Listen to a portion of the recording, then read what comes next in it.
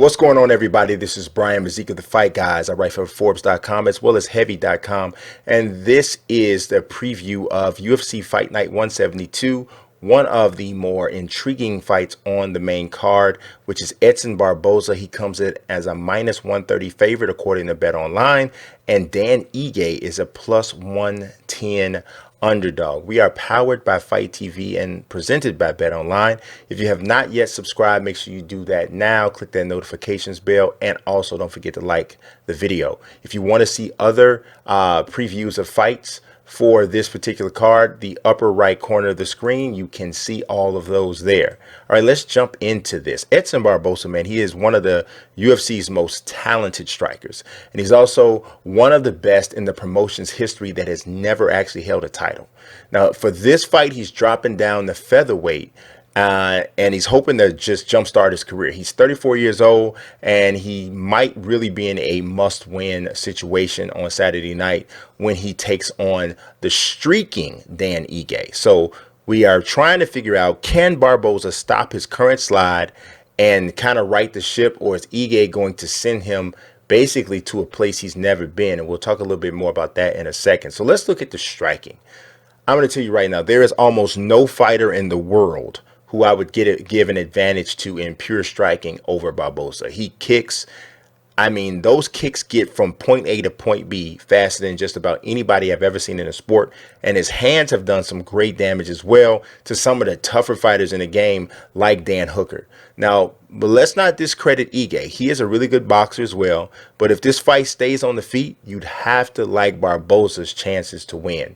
Unless he has lost some snap or on his strikes at this stage in his career, he's still the quicker and more dangerous striker. At 145 pounds, he might actually even be even more deadly. So we'll see. But I definitely give the edge in striking to Barboza. Let's talk about grappling and submissions. I want to stay on Barboza for a second. He's a brown belt in Brazilian Jiu-Jitsu. But I'm telling you, he seems to get the least amount of value from that prestigious accomplishment than just about anybody I've ever seen perform at a high level in MMA.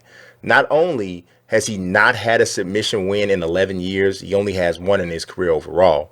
He is consistently controlled and dominated on the ground by accomplished wrestlers and grapplers. So I'm always left wondering, like, people always say, oh, well, you got to remember, Barboza's a brown belt in Brazilian Jiu-Jitsu, and I'm still waiting to see what he's going to do to be able to better protect himself. So Ige is a former collegiate wrestler at Wartburg, and he has shown the ability to secure some takedowns in the UFC and to control guys from the top.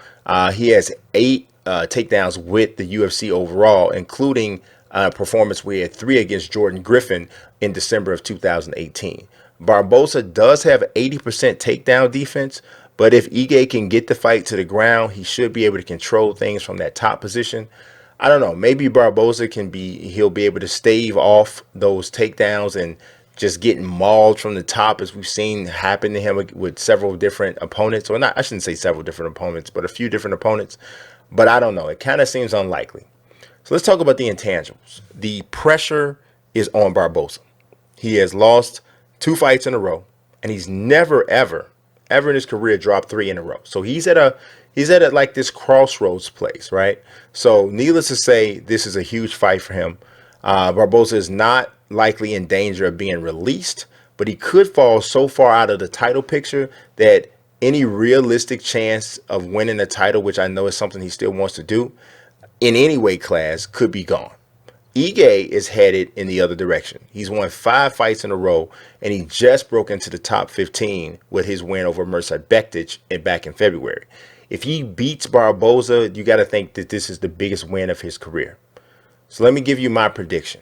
I like Dan Ige in this fight. I know this is another upset I'm picking. You always got to go with some upsets on these cards. You're never going to get chalk straight through.